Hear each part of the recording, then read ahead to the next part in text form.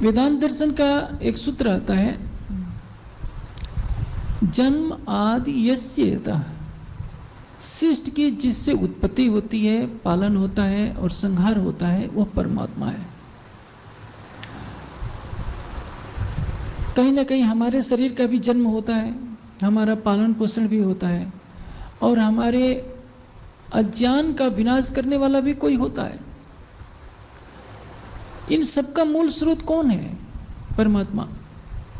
उसी ब्रह्म की कृपा से सृष्टि पैदा होती है, एक छोटा प्राणी भी उत्पन्न होता है तो उसी के बनाए हुए विधान में रहकर ही उत्पन्न होता है।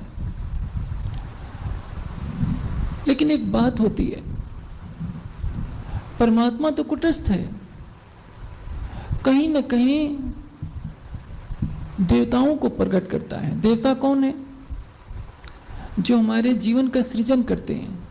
माता देवता है जिसने हमें जन्म दिया है, पिता देवता है जिसने हमारा पालन पोषण किया है, और आचार्य और गुरु देवता है जिसने हमारी अज्ञानता के अंधकार को दूर किया है और हमें मानव कहलाने के योग्य बनाया है। पुनः मानव से भी ऊपर उठाकर देवत्व के पथ पर ले चला है और आध्यात्मिक ज्ञान का प्रकाश देकर हमें उस स्तर पर खड़ा कर दिया है कि हमें लगता है कि ब्रह्मविदो ब्रह्म एव भवति। अब यदि सोचिए कि सृष्टि से माँ की भूमिका समाप्त कर दी जाए तो क्या परिणाम होगा। हम जब एक माह के होते हैं, यानी हमारा शरीर जब एक माह का होता है, तो हमें तो कुछ पता नहीं होता है कि क्या खाना है क्या पीना है। हमें मलमूत्र का त्याग करने में का भी ज्ञान नहीं रहता, कहाँ मल त्याग करना है, कहाँ मूत्र त्याग करना है। आज हम बड़े हो गए हैं तो हमें सब कुछ पता है, लेकिन जब हम 2 दिन के होंगे, 5 दिन के होंगे, हमारे मलमूत्र को किसने साफ किया है? कभी किसी ने सोचा है? पिता एक कोल्लू के बैल की तरह धन कमा करके लाता है अपने परिवार का भरण पोषण करने के लिए। यदि वो पिता अपना कर्तव्य पूरा ना करे तो क्या परिणाम होगा? लेकिन माता और पिता के अंदर वो वात्सल्य प्रेम किसने भरा है? पर्दे के पीछे से सारा कार्य परमात्मा की तरफ से हो रहा है। सृष्टि की किसी योनि में भी जाइए, पशु पक्षी भी अपने बच्चे को खिला करके पहले खिलाते हैं, क्योंकि उसके अंदर इतनी वात्सल्य की करुणा पैदा होती है कि माँ सोचती है कि मैं भूखा रह जाऊं। गाय को देखिए, जिस दिन बच्चा देती है उसको अपने बच्चे की इतनी चिंता होती है कि किसी को छूने नहीं देती। वो करुणा कहाँ से आई? वो देने वाला कौन है? और तो और छोड़िए, सिंघनी भी जिस दिन अपने बच्चे को पैदा करती है उस दिन उसे चिंता रहती है कि मैं अपने बच्चों की देखभाल कैसे करूं। पर्दे के पीछे से होकर सर्वशक्तिमान परमात्मा ही सारा कुछ कार्य कर रहा है, लेकिन हर प्राणी को माँ की भूमिका में रखता है, पिता की भूमिका में रखता है और गुरु की भूमिका में रखता है। गुरु का अर्थ क्या होता है? जो अंधेरे से उजाले में ले जाए। देखिए, चींटी से लेकर जितने प्राणी हैं, ऐसे तो 84 लाख योनि कही जाती है, केवल कहने के लिए अनंत प्राणियों की योनि है। मनुष्य की बुद्धि उनका आकलन नहीं कर सकती। हर प्राणी अपने समान दूसरे प्राणी को जन्म देता है। यहाँ तक कि पेड़ पौधे भी अपने समान दूसरे पेड़ पौधों को जन्म देते हैं। लेकिन एक गुरु ही ऐसा तत्व है जो सबसे अलग कर देता है। देखिए, एक कुतिया भी कुत्ते को बेता कर देती है, वो भी तो एक बच्चे की माँ है। गाय भी बछड़े को, बच्चिया को पैदा कर देती है, वो भी माँ है। उसका जो पुरुष होता है वो पिता की भूमिका निभाता है, लेकिन ये परमात्मा का साक्षात्कार नहीं करा सकते। ये नहीं बता सकते कि लाखों जन्मों से तुम्हारे जीव के अंदर कौन सा विकार चल रहा है और उन विकारों से परे होकर तुम शाश्वत मुक्ति को कैसे प्राप्त करोगे। मान लीजिए आप पूरे पृथ्वी के एक छत्र चक्रवर्ती सम्राट हो गए, तो भी क्या मिलेगा आपको? एक दिन मरना पड़ेगा। मरेंगे तो क्या दिखेगा?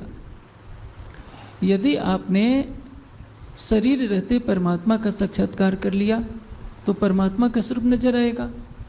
नहीं किया तो आपकी जो आसक्ति परिवार में अटकी हुई है, समाज में अटकी हुई है, सांसारिक सुखों में अटकी हुई है, वह आसक्ति इस सृष्टि में आपको पुनः शरीर धारण करने के लिए विवश करेगी। और इसलिए पुनः अपि जननम पुनः अपि मरणम, बार बार जन्म लेने और मरने का चक्र बना रहता है। माता के गर्भ में कितना कष्ट होता है। अभी यहाँ सारी खिड़कियाँ बंद कर दिया जाए, हवा के लिए जगह न हो, तो सोचिए क्या हालत होगी। माता के गर्भ में बालक 9 महीने तक कैसे रहता है, किसी ने सोचा है? यदि हमारे अंदर तृष्णा रह गई तो माँ के गर्भ में आना पड़ेगा, चाहे पशु पक्षी के रूप में हम के गर्भ में आए, चाहे मनुष्य की योनि में आए, कोई हमें बचा नहीं सकता है।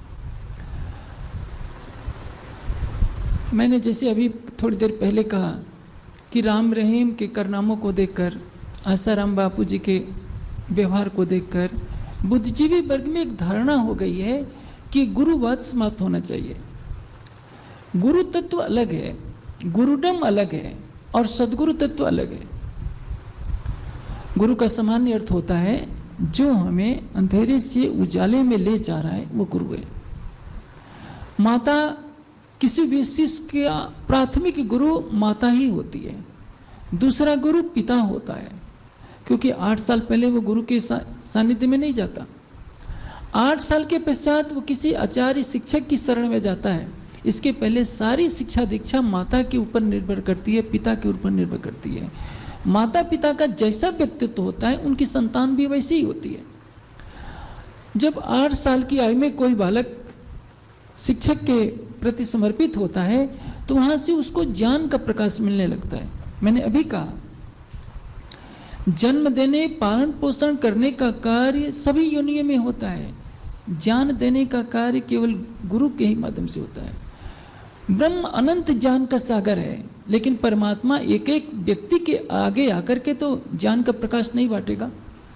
जैसे उसने अपनी कृपा दृष्टि से किसी को माता की भूमिका सौंप दी, किसी को पिता की भूमिका सौंप दी, तो जो प्रवाह चल रहा है सृष्टि का, प्राणियों की उत्पत्ति का, पालन पोषण का, जो ब्रह्म का स्वाभाविक गुण है, उसने मनुष्य के माध्यम से कर दिया। अब वो गुरु के माध्यम से क्या करेगा? प्रकाश देगा। लेकिन आज गुरु के नाम पर गुरुडम फैल गया है। जैसे आज के दिन जो बड़ी बड़ी हस्तियां होंगी, बड़े बड़े महाराज होंगे, उनकी चरण धोकर कोई पी रहा होगा, कोई आरतियां उतार रहा होगा, कोई जय जयकारे कर रहा होगा, ये गलत है। वेद शास्त्रों में ऐसा कहीं नहीं लिखा है कि गुरु के चरण धोकर पीजिए, उसकी आरती कीजिए या उसको परमात्मा से श्रेष्ठ मानिए। ये कबीर जी ने जरूर कह दिया है कि गुरु गोविंद तो खड़े काके लागो पाए, बलिहारी गुरु अपने गोविंद को बताए। ये उनके हृदय की भावुकता है। वेद शास्त्रों में क्या लिखा है? बहु शास्त्र गुरु उपासने अपि सठ पदवत। जैसे भौरा अनेक फूलों से पराग चूसता है, उसी तरह से जिज्ञासु को चाहिए कि अनेक शास्त्रों का अध्ययन करे और अनेक गुरुओं से ज्ञान प्राप्त करे। जयद्रथ